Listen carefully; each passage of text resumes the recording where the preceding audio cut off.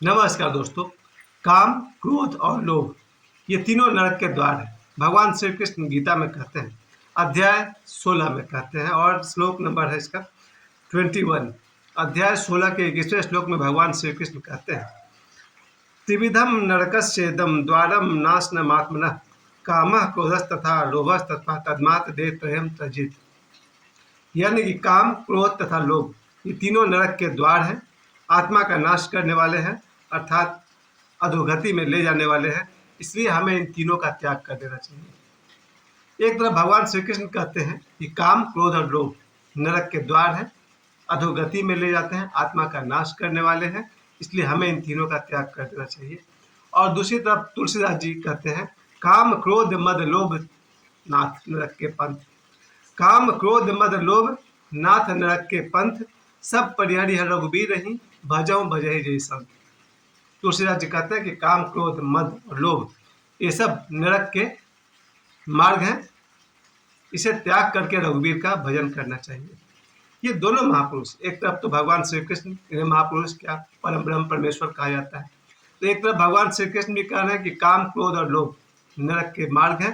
और तुलसीदास जी भी उसके 5000 वर्ष के बाद तुलसीदास जी भी कह रहे हैं कि काम, क्रोध, मद और लोभ नाथ नरक के पंथ, सब परिहरि रघुबीर रही, भजहि भजहि जय संत। और कृष्ण भगवान का यह श्लोक बहुत ही मुश्किल से पढ़ पा रहा हूँ मैं। त्रिविधम नरकस्येदं द्वारम नाशनात्मनः कामः क्रोधस्तथा लोभस्तथा तस्मात् देहत्रयं त्यजेत्। काम, क्रोध और लोभ नरक के द्वार है, आत्मा के नाश करने वाले हैं, अर्थात आत्मा को अधोगति में ले जाने वाले हैं। इसलिए इन तीनों का त्याग कर देना चाहिए। ये जो तीन बातें कही गई है, काम, क्रोध और लोभ, इस पर मुझे कहना है कि मेरे जीवन में 3 ऐसे लोग हैं, आज भी हैं, जो अगर काम के वश में नहीं हो जाते, काम के कारण विचलित नहीं जाते, तो आज ये तीनों दुनिया में बहुत नाम कमा सकते थे। मेरे ऐसे आदमी को आज दुनिया में यूट्यूब के थ्रू 35-40 लाख लोग मेरे वीडियो को देख पाए हैं। और ये 3 लोग ऐसे हैं जिनकी प्रतिभा मुझसे कई गुना ज़्यादा है, लेकिन ये जो काम वासना का जो जहर दिमाग में घुल जाता है, वो फिर लगभग जीवन भर नहीं उतरता है। और ये 3 लोगों के टैलेंट को तो खा गया। जिस काम की बात भगवान श्री कृष्ण यहाँ कह रहे हैं, काम अर्थात काम वासना।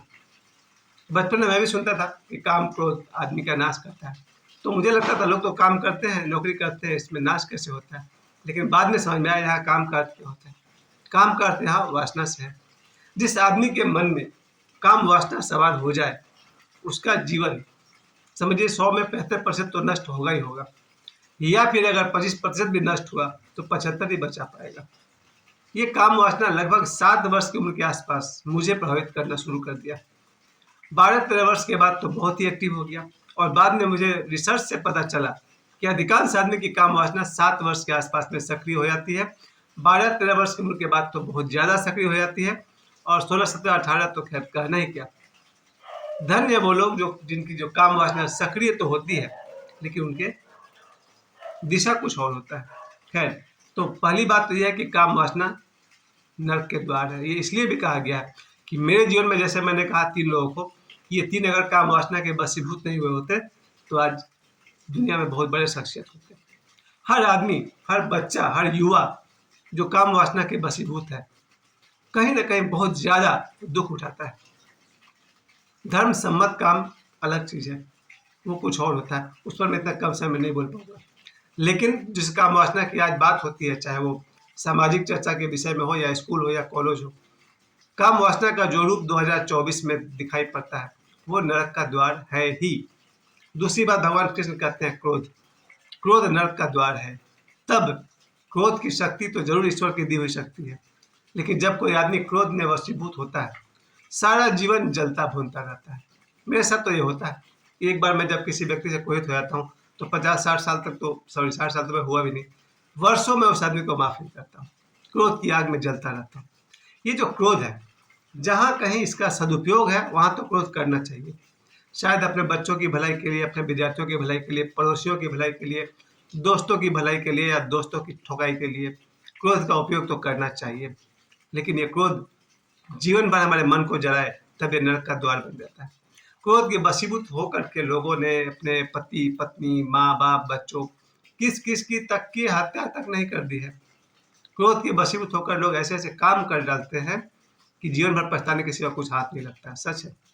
क्रोध के वश में आकर के बाप अपने बेटे को मार डालता है, बेटा बाप को मार डालता है, पति पत्नी को, पत्नी पति को, पड़ोसी पड़ोसी में झगड़े, फिर केस मुकदमा, फिर जेल। ये सब क्रोध के परिणाम है। क्रोध एक शक्ति है, जरूर एक, जिसका सदुपयोग जीवन में कभी कभी है। जीवन में कभी कभी क्रोध का उपयोग करना चाहिए, अपने पत्नी को, अपने पति को, अपने बच्चों को सन्मार्ग पर लाने के लिए, अपने मित्रों को या अपने दुश्मनों को अच्छे मार्ग पर लाने के लिए क्रोध का उपयोग किया जा सकता है। अदरवाइज क्रोध रात दिन जलाता रहता है। उसके बाद आता है लोभ। लोभ अगर न हो तो बच्चा पढ़े क्यों? बच्चा पढ़ता इसलिए कि पढ़ लिख कर उसको नौकरी मिलेगी, फिर 50,000 1 लाख की सैलरी कमाएगा। ये लोभ की यात्रा है। अगर लोभ न हो तो जितने दुकानदार अपना सामान बेच रहे हैं, क्यों बेचेंगे? राशन दुकान वाले हों या फिर सब्जी दुकान वाले हों या स्कूल खोलने वाले हों या बॉलीवुड के एक्टर्स हों, लोभ के वश में होकर के ये सब काम करते हैं। अगर लोभ न हो तो लोग फिल्मों में उल्टा सीधा गाना डालते हैं, उल्टा सीन डालते हैं कि शायद मेरी फिल्म थोड़ा ज़्यादा चल जाए। लोभी लगभग हर व्यक्ति होता है, साधु महात्माओं को छोड़ करके। दुकानदार है, शिक्षक है, हर ग्रुप का नेता हो, कोई भी हो, लोभ से पूरी दुनिया चल रही है। अगर लोभ न हो तो आदमी काम ही करना छोड़ दे, विद्यार्थी पढ़ना छोड़ दे, नौकरी वाले और प्रमोशन के लोभ में अच्छा काम करते हैं, अच्छी तनख्वाह के लिए अच्छा काम करते हैं। खैर, लोभ नरक का द्वार तब बन जाता है जब हम लोभ के लिए अपने वर्तमान को गंवाने लगते हैं। एक विद्यार्थी को जब लोभ पकड़ लेता है कि अच्छी नौकरी, फिर वो वर्तमान सुख सुविधा को भूल जाता है और भविष्य में आंख टिकाए रखता है। कुछ लोग लोभ में आकर के चीटिंग कर करके एग्जाम में पास करते हैं कि ज़्यादा नंबर मिल जाए। दुकानदार लोभ में आकर के सामान में मिक्सिंग करता है, सामान में घटिया मिलावट करके ज़्यादा पैसा कमाने के लिए उसका हर सामान में ही मिलावट करता है। फिर किसी दिन रेड हुआ तो गए काम से, और रेड नहीं भी हुआ तो ग्राहक आज नहीं तो कल पहचान जाते हैं कि इसके दुकान का सामान में मिलावट है, वो दुकान फिर चौपट हो जाता है। कोई नौकरी करने वाला आदमी जब अपने काम में रिश्वत लेने लगता है, लोभ के चक्कर में रिश्वत लेते लेते किसी दिन पड़ गई अगर सीबीआई या ईडी की नज़र, तो फिर गए अंदर। तो लोभ के कारण लोगों को जेल यात्रा तक करनी पड़ सकती है। लोभ में आकर लोग दहेज मांगते हैं, फिर क्या क्या होता है आप सभी जानते हैं, दहेज का दुष्परिणाम। लोभ में आकर के बहुत कुछ होता है। जहाँ भगवान श्री कृष्ण कहते हैं काम क्रोध लोभ ये तीनों नरक के मार्ग हैं, बिल्कुल सही कहते हैं। पर हम इससे बाहर कैसे निकले? बाहर निकलना स्टेप जरूरी है। सबसे पहले तो काम को जीतना या काम के बाहर निकलना या काम के ऊपर उठना या काम को पर विजय प्राप्त करना हजारों जन्मों के फलस्वरूप ही संभव है। या फिर इसी समय, अभी का अभी, इसी सेकंड उस काम वासना के पागलपन को अगर आप समझ जाए तो आप उससे ऊपर उठ सकते हैं। बिल्कुल सही बात है। काम वासना से ऊपर करोड़ों में अरबों में कोई एक आदमी हो पाता है, शायद करोड़ आदमी में कोई एक होगा जो काम वासना से ऊपर है, या फिर अरबों में से कोई एक आदमी होता है, या युगों में से कोई एक आदमी होता है जो काम वासना से ऊपर होता है। अदरवाइज पूरी दुनिया काम वासना के चारों तरफ गोल गोल घूमती है। पेंटर पेंटिंग बनाता है तो लड़की के फोटो बनाएगा, फिल्म वाले फिल्म बनाएंगे तो डांस करते हुए दिखाएंगे। हर जगह काम वासना का खेल चल रहा है। काम वासना के पार होना बहुत बड़ी बात है। लगभग उसका एक ही मार्ग है, काम वासना को दिल से स्वीकार करना कि ये ईश्वर की देन है। काम वासना के साथ प्रसन्न रहिए, खुश रहिए, तो ही एक दिन आप इसके ऊपर उठ सकते हैं। थोड़ा भी उससे अगर शत्रु का भाव रहा तो जीवन भर नहीं उठ पाएंगे। ये बहुत बड़ा मामला है, इस पर कम शब्दों में नहीं कहा सकता है, पर इतना जरूर मैं कहूँगा, काम के चक्कर में मारपीट हुई, तलाक हुए, रिश्ते बिगड़े, हत्या की गई, ये सब काम वासना का ही खेल था। गांव में, शहर में लोग मर्डर कर डालते हैं कि भाई काम वासना के चक्कर में लड़का किसी लड़की से मिलने गया, वहाँ गाँव वाले ने पीट पीट कर मार डाला। ये सब भी न्यूज़ पढ़ने को मिलता है। काम वासना के चक्कर में स्कूलों में मारपीट कर लेते हैं लड़के, कॉलेज में लड़के मारपीट कर लेते हैं कि भाई हम मेरी गर्लफ्रेंड से, वो तुम क्यों बात कर रहे हो, वगैरह वगैरह। बहुत लंबी है। इसका उल्टा भी होता है।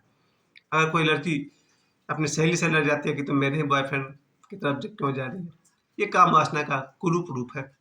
और काम वासना, काम के विषय में एक ही बात सत्य है जो भगवान कृष्ण ने कहा है कि धर्म सम्मत काम अर्थात कामदेव मैं ही हूँ। भगवान कृष्ण स्वयं कह रहे हैं कि कामदेव मैं ही हूँ, अर्थात धर्म सम्मत काम जो है वो ईश्वर का ही रूप है। काम का जो राइट विजन है, सही रूप है, उसको थोड़ी देर में तो नहीं कहा जा सकता, पर भगवान कृष्ण की वो बात बहुत ही पूरी के पूरे सत्य होनी है। इतने बड़े आदमी, ये काम क्रोध और लोभ नरक के द्वार है। और तुलसीदास जी का कहना कि काम, क्रोध, मद, लोभ, यहाँ मद की ही बात करते हैं। मद को आप अहंकार भी कह सकते हैं। अहंकार तो खैर तीनों का बाप है। खैर, नाथ नरक के पंथ सब परिहरि रघुबीर रही, भजहु बजहि संत। इन तीनों को त्याग करके, काम को, क्रोध को, मद को, लोभ को, चारों को त्याग करके रघुबीर को भजो, ऐसा तुलसीदास कहते हैं। और भगवान श्री कृष्ण कहते हैं इनको त्याग दो। मुझे समय देने के लिए आप सभी को बहुत बहुत धन्यवाद। प्रणाम।